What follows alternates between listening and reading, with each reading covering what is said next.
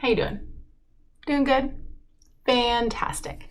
I'm very excited that you're here. Welcome to Makeup Myth Mondays. I hope you guys are excited about this one. I'm excited about this one. I have found a new love for this god since I've been getting more into Greek mythology, so hopefully you guys like him as well. It is Dionysus. Now, we discussed him a little bit in last week's episode, video, whatever. And we're going to really dive into him and his followers and a few of the stories that are about him other than kind of his birth. We'll kind of go over that as well. So yeah, like, subscribe, share to the world. A like takes a second, guys. Doesn't take you out of the video at all. So if you guys could just click the like button, I would really appreciate that. All right, let's jump right in. All right, so I brought you guys in so you guys can kind of see what we're doing with my eyes. We are going to be playing with some purples because Dionysus is the god of the vine, of wine, all those things. I'll put his picture up right here. He's a pretty fascinating guy. You know, I didn't know a ton about him before I really just started listening to the podcast, Let's Talk About Myths, Baby. I'll go ahead and link how I listened to her on Spotify down below. But he is the god of the vine. And normally he is depicted as, well, at least when I was like told about him, I was used to the Disney version, not just the one from Fantasia, but also the one from Hercules, where he's just this big fat dude. It's not necessarily how everyone else knows him. Okay, so before we get into my eyes, usually like to put some sort of thing on before because I know I'm going to put lipstick on. Okay, so Dionysus, we talked about a little bit the last episode, where his mother is Semele and his father is Zeus, right? And he got sewn into his father's thigh and then like was born again. So how that all happened after that, and to kind of keep Dionysus safe, Zeus gave Dionysus to Semele's sister, Ino, right? Ino. Is that how you say it? Ino. Ino to raise. Well, Ino, being the smart lass that she was, I don't say lass, I'm not lass. It's fine. It's totally fine. She actually disguised Dionysus as a girl and raised him as a girl to hide him from Hera. Because like I said in my last one, Hera doesn't necessarily punish Zeus for his adult behaviors, his cheating behaviors. She tends to go after the women and their children. So he needs to be protected. However, Hera is not a dummy, and she eventually finds out. And she decides that she's going to drive Ino and her husband mad. Absolutely mad. And in some versions, she drives Dionysus mad as well. And so Dionysus ends up kind of just roaming the earth, and he goes all over. He goes to Egypt and Libya and India, basically being crazy, but bringing wine everywhere. So wine and crazy. I think everyone who is in quarantine right now can totally relate. And then he ends up running into his grandmother. All right, do I look crazy yet? Awesome. So for the first three colors, I did use my raw Beauty Kristi palette with PUR. And then I'm using my Disney Villains Misunderstood palette and my Thank You for Being a Friend Golden Girls palette for the rest. Anyway, so he runs into his grandmother, and she basically cures him of his craziness, which is awesome. So this is one of the reasons that Dionysus is kind of one of those gods and goddesses who's like that second birth kind of thing.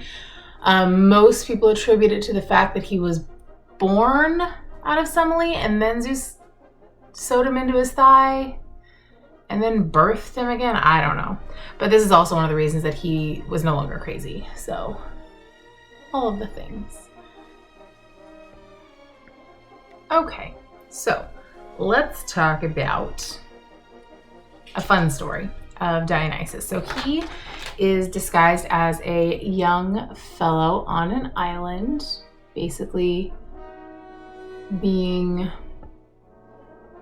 intoxicated, and some pirates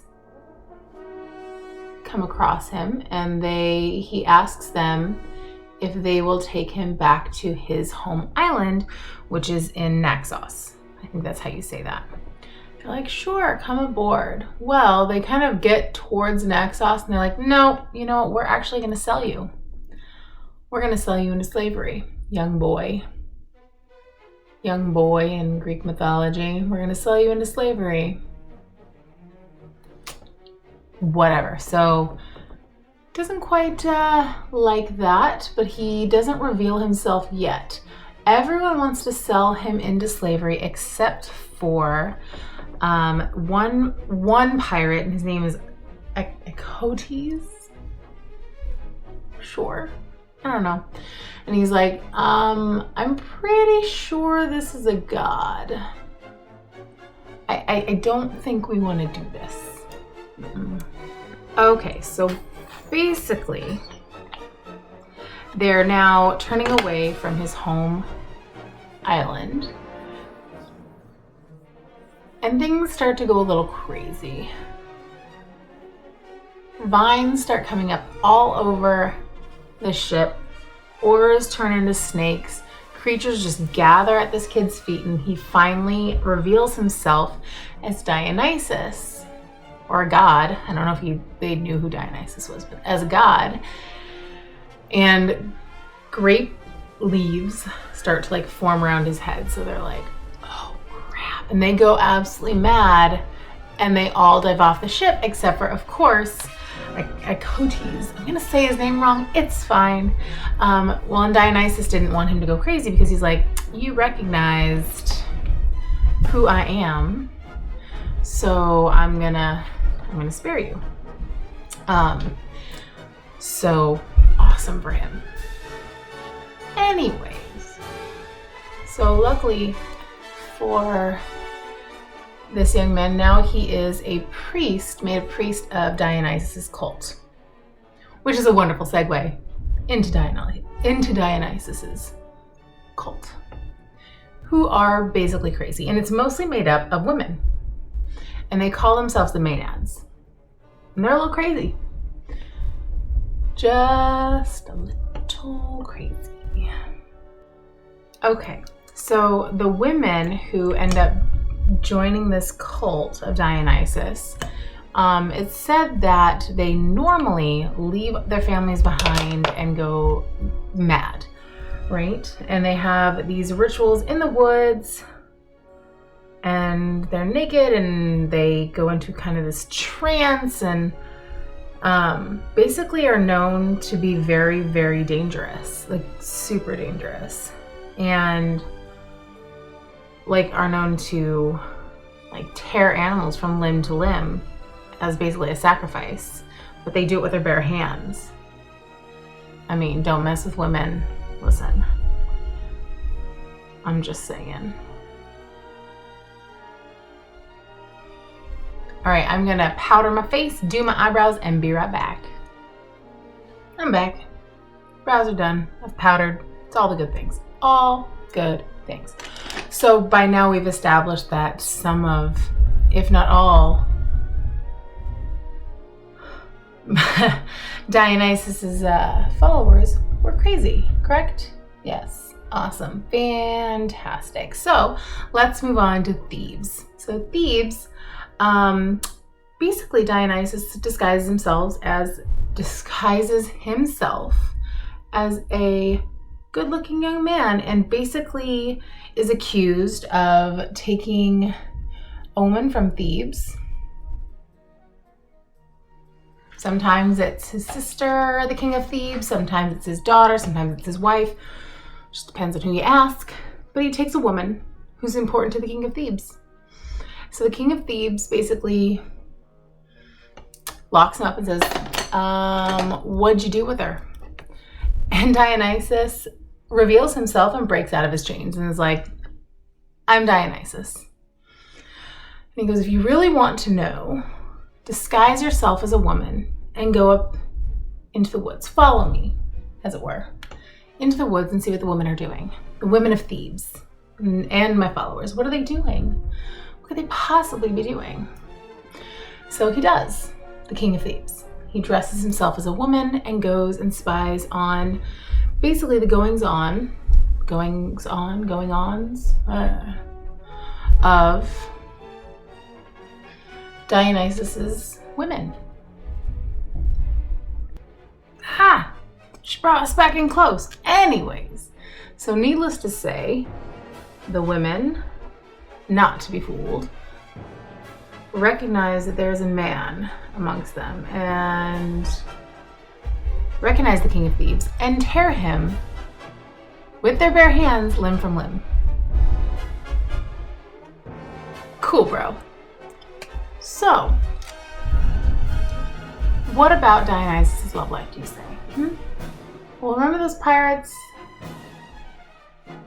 Well, after he turned them all crazy and they jumped overboard, and some say he turned them into dolphins, he did actually get back to Naxos, his home island. And there, he found a lovely maiden, and I'm gonna say this incorrectly, Ariadne, who we will definitely be diving into her story later. But he finds her, falls in love with her, and marries her. So, these are not all the stories of Dionysus, in fact. There are there's just a bunch of different ones, and he shows up in other stories as well, and we'll definitely dive into those. But I really wanted to kind of go over his children as well, because some of them play quite the role, and some of them, it's just interesting. So I wanted to talk a little bit about Dionysus's children, because he's in other stories, and we'll probably get into those, but those are other people's stories. So I really want to focus on their big old story when it's their turn. So I promise, I know he's in other stories, but we will get to them eventually.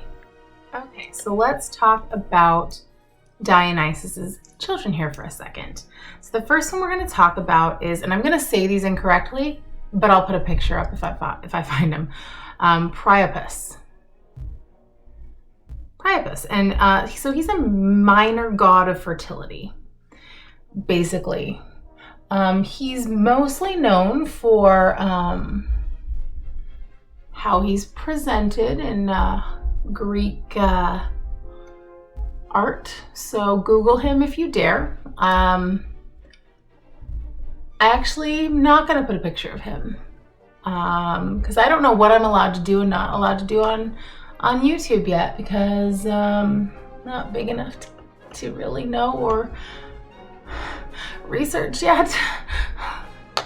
Then we have Theos. Now Theos is probably the one that you may know the most about. He is the king of Lemnos, and if you know anything about Greek mythology and Jason and the Argonauts, that is the island that all of the women were basically abandoned by their husbands, and when their husbands came back to them, they're like, no, we're gonna kill every single one of you. And they killed all of the men on the island except for King Theos. His daughter actually saved him and put him out to sea. How nice of her to do that. And then we have Staphylius. There wasn't really much about him. Oh God. Oenopion? Yeah, it's Greek. It's all Greek to me. Haha. King of Chios. And then you have Comus, who is a god of festivity and nocturnal dalliances. That's what it says. Nocturnal dalliances. So take that however you want to. Should we continue with the purple theme for my lips? I think we should. Okay. All right. And you know what, if I don't like it, just take it off. It's just makeup, it's fine. All right. And another one of his children, group of children, are the Graces. And the Graces are charm, beauty, nature, human creativity, goodwill, and fertility. So we verse them. And then Deianira, who actually ends up being the third wife of Hercules. Now there's a lot about her, but again, I think I want to give Hercules his own story, so we should probably talk about her with him, but she does end up being his third wife. So that's basically Dionysus.